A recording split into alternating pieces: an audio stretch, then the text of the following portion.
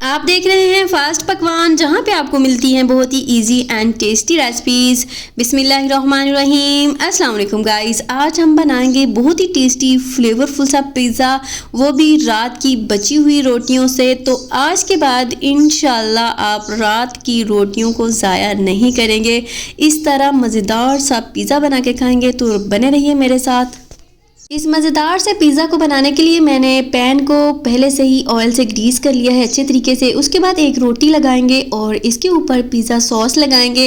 ये homemade sauce है, अगर इसकी रेसिपी चाहिए तो ज़रूर बताइएगा।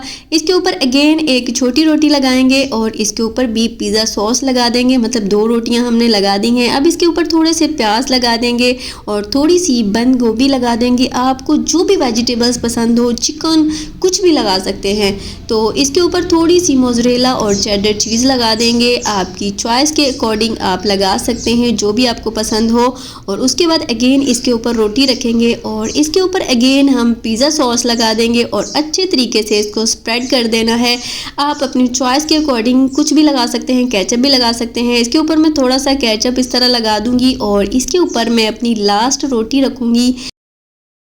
इसके ऊपर लगाएंगे मायोनीज़। अगर आप चाहें तो केचप पिज़्ज़ा सॉस भी लगा सकते हैं। तो एक चम्मच की मदद से इसको अच्छे तरीके से इस तरह स्प्रेड कर देना है और उसके बाद इस पे लगाएंगे हम ढेर सारी बंद गोभी। इस तरह मैंने लंबाई में काटी हुई है, तो इस तरह लगा देंगे।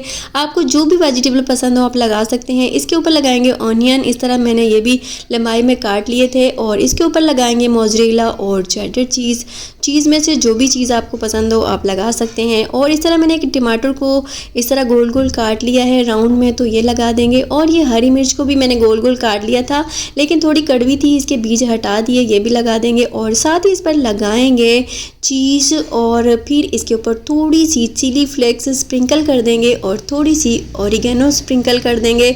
तो मज़ेदार सा पिज़्ज़ा बेक होने के लिए तैयार है। मतलब कि हमें इसको इतना पकाना है, इतना बेक करना है कि जस्ट हमने इसकी चीज़ मेल्ट करनी है। ये इतनी मज़ेदार टेस्टी फ्लेवरफुल सी रोटियाँ, ये पिज़्ज़ा बनकर तैयार हो जाएगा इंशाल्लाह। यहाँ पर हम 5 से 7 मिनट माइक्रोवेव में इसको रखेंगे और जस्ट हमने इसकी चीज़ अच्छे तरीके से मेल्ट होने देनी है। तो बस मज़ेदार सा पिज़्ज़ा बनकर तैयार है। आप भी बनाएं, इंजॉय करें, खाएं, अपनी फैमिली को खिलाएं।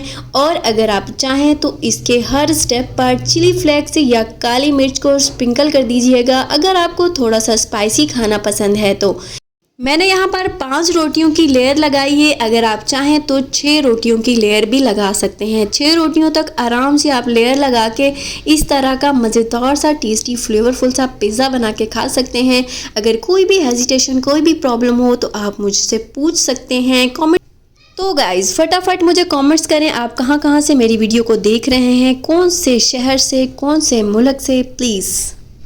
आप इसको पतीले में भी बना सकते हैं। 10-15 मिनट के लिए पतीले को पहले से ही आपने प्री हीट कर लेना है और आपने पतीले में रख के इसको बेक कर लेना है, इतना कि इसकी चीज़ मेल्ट हो जाए। तकरीबन 10 मिनट लगेंगे।